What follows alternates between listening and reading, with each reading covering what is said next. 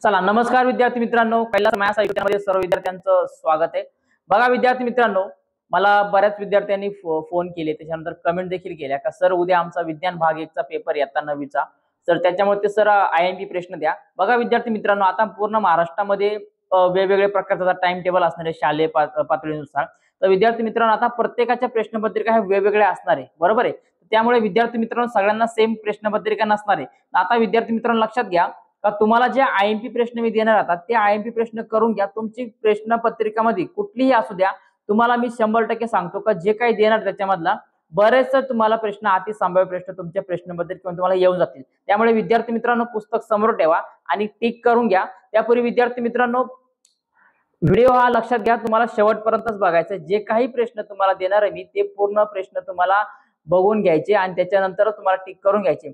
बघा सगळ्यात पहिले आता सिलेबसचा आपण जर विचार केला बघा विद्यार्थी मित्रांनो, तर विज्ञान भाग 1 साठी 11, 12, 13 आणि 14 बरोबर आहे, हे 4 चॅप्टर तुम्हाला येणार आहे। मग या चॅप्टर मध्ये आता वेगवेगळ्या प्रकारचा कोणकोणता अभ्यासक्रम बघा, अभ्यासक्रमामध्ये तुम्हाला कोणकोणते प्रश्न महत्त्वाचे ते आता आपण बघून घेणार। बघा आता आपण एक एक प्रकरणाकडे जाऊया। बघा आता प्रकाशाचे परावर्तन पान नंबर 115 पटकन जाऊया। बघा तर विद्यार्थी मित्रांनो, जे नवीन आपल्या चॅनलवरती असतील सर्व विद्यार्थ्यांनी चॅनलला पटापट कंपल्सरी सबस्क्राइब करून घ्या विद्यार्थी मित्रांनो। बघा जेणेकरून तुम्हाला लक्षात घ्या का आपल्या चॅनलवरती ज्या काही ऍक्टिव्हिटी असतील त्या सगळ्या तुमच्यापर्यंत पोहोचल्या पाहिजे। त्यामुळे विद्यार्थी मित्रांनो चॅनलला पटकन सबस्क्राइब करून घ्या।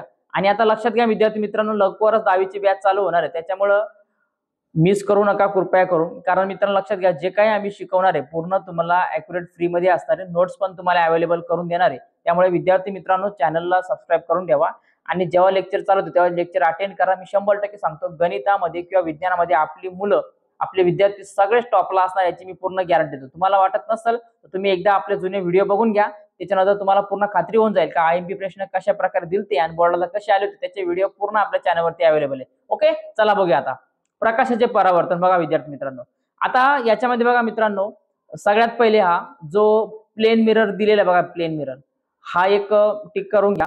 याच्यावरती थोडंसं तुम्ही पाठांतरावर लक्ष देऊन द्या। बघा पुढे आता काय बघा, पुढच्या याच्यामध्ये बघा आपल्याला बघायचे का पुढच्या पानावरती डायरेक्ट आता बघा प्रतिमांची संख्या आरशातील कोण। बघा हे जे सूत्र आहे हे परीक्षेला विचारलं जाऊ शकतं, याच्यावरती 1-2 मार्काला उदाहरणं देखील येऊ शकतात। बघा त्याच्यामुळे या सूत्राला टिक करून घ्या। पुढे बघा आता विद्यार्थी मित्रांनो, सपाट आरसा व व्यक्तीचे पूर्ण प्रतिमा हे पण लक्षात घ्या, ठीक आहे। पुढे बघा आंतरगोल आरसा, कॉन्केव्ह मिरर, कॉन्व्हेक्स मिरर, बहिर्गोल आरसा यांचा फरक विचारला जाऊ शकतो किंवा या दोघांपैकी एखाद्यावरती तुम्हाला 100% प्रश्न विचारला जाईल किंवा याच्यावरती नोट्स विचारली जाईल। त्याच्यानंतर बघा सेंटर ऑफ कर्वेचर म्हणजे काय, वक्रता केंद्र, याची आकृती विचारला जाण्याची दाट शक्यता विद्यार्थी मित्रांनो। पुढे बघा आणि याच्यातले जे काही पार्ट दिले ते जर 5 मार्काला प्रश्न आला तर हे तुम्हाला लिहिणं गरजेचं आहे। बघा चला पुढे बघूया आता आपण प्रकाश किरण, ठीक आहे। पुढे बघूया आता आपण का आंतरगोल आरशाद्वारे मिळणारी प्रतिमा, हे खूप आयएमपी आहे, लक्षात घ्या, याला टिक करून घ्या।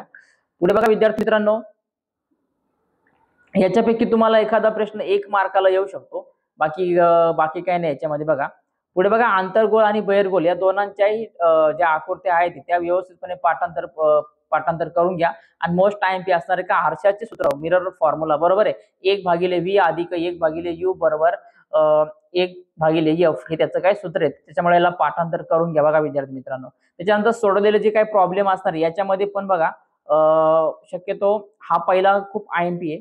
त्याच्यानंतर बघा विद्यार्थी मित्रांनो आता स्वाध्यायाकडे जाऊया आपण। स्वाध्यायामधून काय काय करा तुम्ही का खालील प्रश्नांची उत्तर देताना बघा का याच्यामध्ये काय करा, हे तर तुम्हाला दिले सपाट आरसा सांगितले तुम्हाला आता बरोबर, पहिल्याला टिक करून घ्या, त्याच्यानंतर ए ला टिक करून घ्या आणि ओ ला टिक करून घ्या। बघा आणि खाली बघा दुसरा आणि तिसरा दिला, या 2 ला टिक करून घ्या, बाकी काही नाही। आणि एक प्रॉब्लेम मधला हा पहिला एक प्रॉब्लेम घ्या, एवढं सॉल्व्ह करून घ्या, बाकी याच्या व्यतिरिक्त तुम्हाला काय परीक्षा देणार। दुसरा बघा ध्वनीचा अभ्यास, बघा आता काय साऊंड वेव्ह, आता ध्वनीचा आपल्याला अभ्यास करताना बघा का स्पीड ऑफ साऊंड किंवा वेग म्हणतो आपण बरोबर आहे, हे सगळ्या सूत्र त्याला आयएमपी, याला टिक करून घ्या, हे 100% परीक्षेला विचारलं जाणार आहे। बघा पुढे बघा ध्वनीचा वेग बरोबर वारंवारता गुणिले तरंग लांबी, ठीक आहे, हेच याला दिलेले, ठीक आहे ना, हे पाठांतर करून घ्या।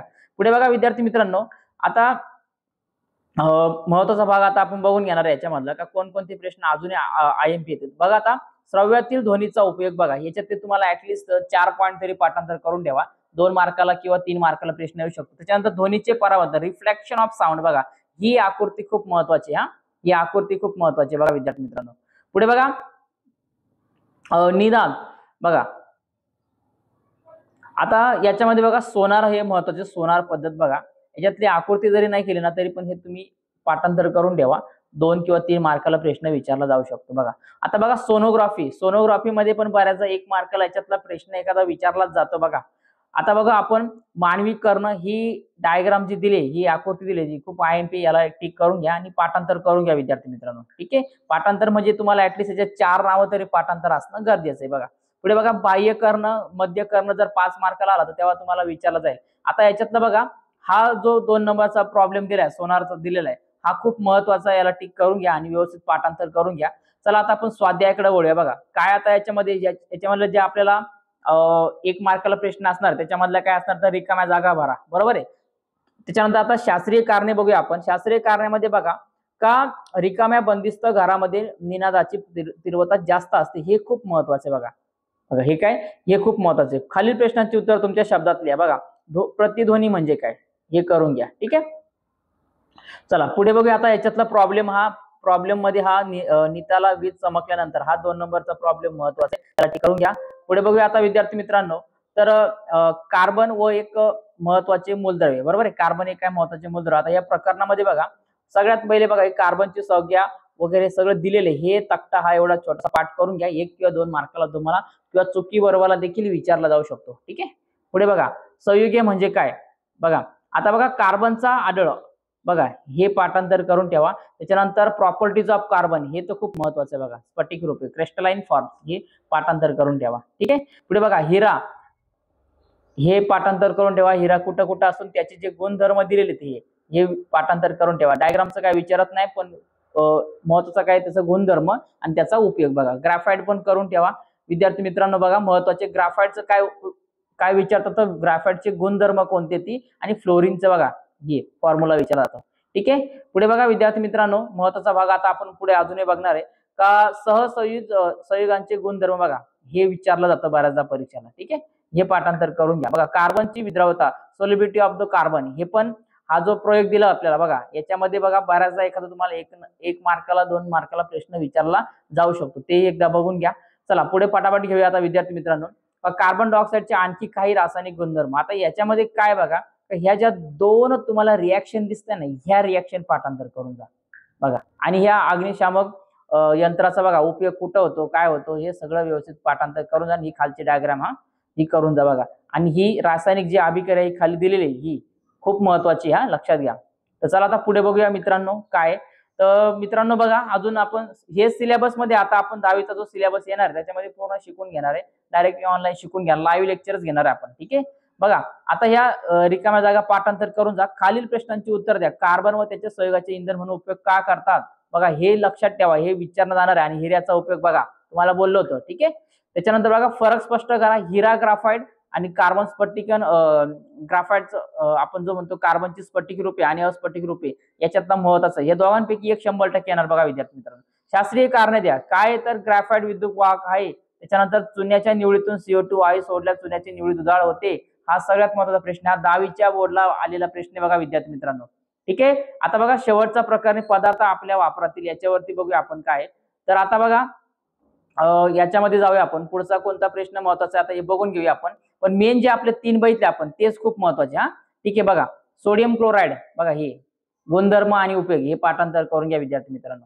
ठीक आहे, पुढे बघा पुढचा आता आपण भाग बघून घेणार आहे का कसला आहे हा, तर आपण याच्यातला जो ब्लिचिंग पावडर म्हणतो आपण, ठीक आहे ना, CaOCl2, याची जे कॅल्शियम आपल्याला ऑक्सिक्लोराइड म्हणतो आपण. ठीक आहे, त्याचा गुणधर्म उपयोग हा पाठांतर करून घ्या. त्याच्यानंतर धुण्याचा सोडा, याचाही गुणधर्म उपयोग हे इथं दिलेला आहे, हा पाठांतर करून घ्या. 2-2 सेंटेन्स करा, बाकी जास्त काही करत बसू नका तुमच्या. ठीक आहे, आणि आपल्या दैनंदिन वापरात येणारे स्फटिक जल पदार्थ जे असतात ते एखादं तुम्हाला विचारत बघा, या संज्ञा दिल्यात, या पाठांतर करून घेणं गरजेचं विद्यार्थी मित्रांनो.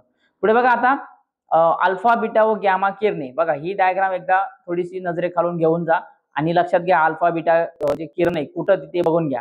ठीक आहे, चला तर आता बघूया विद्यार्थी मित्रांनो डायरेक्टली आपण याचा पुढचा जो स्वाध्याय, आता स्वाध्यायाकडे जाऊया बघा आपण काय. आता बघा त्यापूर्वी बघा डाय जो हा भाग दिला ना, डाय हा बघा, डाय याचे दृश्य परिणाम विचारले जातात. दृश्य परिणाम ते बघून घ्या बघा. पुढं चला पुढे बघू. आता स्वाध्याय बघूया आपण डायरेक्टली काय. तर ह्या रिकाम्या जागा पाठांतर करून घ्या, जोड्या लावा करून घ्या. पण आता याच्यामध्ये बघा खालील प्रश्नांची उत्तर बघा. अ, त्याच्यानंतर ई, त्याच्यानंतर उ, हे टिक करून घ्या. आणि इकडे बघा खाली का अजून याच्यामध्ये बघा टेफ्लॉनचं दिलं असेल ना, हे बघा इथं टेफ्लॉन, हे पण करून घ्या. स्पष्टीकरणासह लिहा बघा काय पहिला दुसरा बघा. त्याच्यानंतर बघा उपयोग लिहा बघा. प्रश्नांची उत्तर तर द्या, पण उपयोग लिहा मध्ये काय येणार आहे तर ई बघा आणि आ, नंतर दृश्य परिणाम पहिला डाय सांगितलं ना मी इतक्यात ते, आणि ई बघा. त्याच्यानंतर बघा खालील प्रश्नांची उत्तर बघा. स्फटिक जल म्हणजे काय, बरोबर, हे आणि पहिलं बघा. इतकं पाठांतर करून जा विद्यार्थी मित्रांनो. तुम्हाला प्रश्न पत्रिकेमध्ये यातीलच महत्त्वाचे आयएमपी प्रश्न येणार आहे. तर विद्यार्थी मित्रांनो अशा प्रकारे आपण आयएमपी प्रश्न बघितले ती, हे पाठांतर करून जा, व्यवस्थेचा सराव करून जा. सर्वांना परीक्षेसाठी शुभेच्छा. अजून काय असेल तर मला एकदा कमेंट नक्की कळवा. तर भेटूया विद्यार्थी मित्रांनो पुढच्या व्हिडिओमध्ये. चॅनलला नवीन असाल तर सबस्क्राईब करून घ्या आणि जे आयएमपी दिले ते एकदा नक्की टिक करून घ्या. बघूया. चला भेटूया आता विद्यार्थी मित्रांनो पुढच्या व्हिडिओमध्ये. काळजी घ्या, चांगला अभ्यास करा. ठीक आहे. आणि मित्र आपले असतील गरजू विद्यार्थी मित्र तुमचे काय असेल त्यांना एकदा आपल्या चॅनलची लिंक शेअर करा. आणि लवकरच आपण जे आता पॅटची पण जे काय असणार आपले पेपर वगैरे बाकीचे गणित भाग 2 वगैरे किंवा अजून असणारे सगळेच, ठीक आहे, विज्ञान भाग 2 वगैरे इतिहास असेल त्या सगळ्यांची प्रश्नपत्रिका तुम्हाला देणार आहे मी आयएमपी करून. ठीक आहे. चला आता भेटूया मित्रांनो पुढच्या व्हिडिओमध्ये.